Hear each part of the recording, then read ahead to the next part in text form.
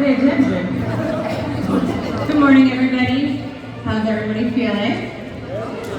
Good. My name is Tanya, and I'm here this morning to share my experience with late diagnosis and how it's impacted my life in painful and extraordinary ways.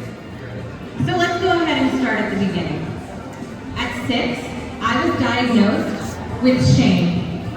I was too much, I was too loud, I couldn't sit, and I couldn't learn. I was impossible.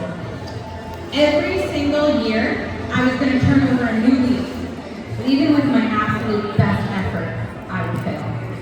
I very quickly internalized that I was in fact a failure.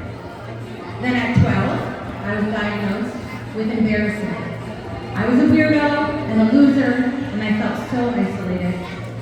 We even tried a new school where I was thrown into the deep end of school bullying. With very little to no support from the school administration, I simply had to leave. I again internalized I was not only a failure, I was inconvenient. At 15, though, I was diagnosed with star athlete. I had great potential, I was talented, and I was skilled, but I was ignorant. By the grace of God, I was gifted with natural athletic ability, but I was constantly getting in trouble expressing my wants in impulsive and inappropriate ways. At 18, I was diagnosed with college dropout. I was a Division II athlete, I had a full scholarship, but I was dumb. I tried every single style of education, online, in person, tutoring, I even guessed, and I still couldn't do it. I was a disappointment. At 19, I was diagnosed with drug addict. I was willing to try and make anything, something, work. The moment these poisons touched my lips, it was almost like every ounce of pain washed away for the first time. I was normal, until I wasn't. At 21, I got diagnosed with sobriety and a cider caffeine addict. I was able to drink an energy drink and all of a sudden function, and only made 12 errors instead of 32. And then at 25, I was diagnosed with mom, the terrible friend. When I first had my son, I was somehow able to channel his superpower, focus, and fight, until I failed him, and I was showing up to birthday parties the week before. Then at 27, I got diagnosed with something that would change the direction of both of our lives.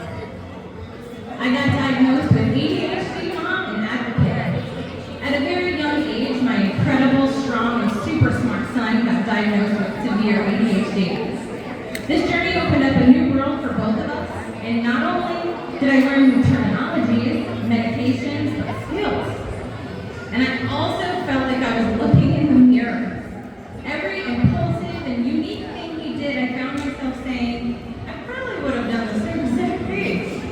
And through conversations with doctors and literally studying my son, I couldn't deny it anymore that I definitely had ADHD. I immediately contacted my doctor, I got an incredible therapist, and then we started testing. Finally, at 33, there it was. Severe, off the charts, ADHD. Like a wave, all of the shame, embarrassment, self-hatred, and negative self-talk washed away to almost pure bliss for 15 minutes. Until it was the rage and the sadness. How did this get missed? How did no one see it? And honestly, I think it was a combination of things. I had a cousin get overdosed on ADHD medication, so I think there was some trauma there. There was misinformation on females with ADHD, and just that good old-fashioned denial.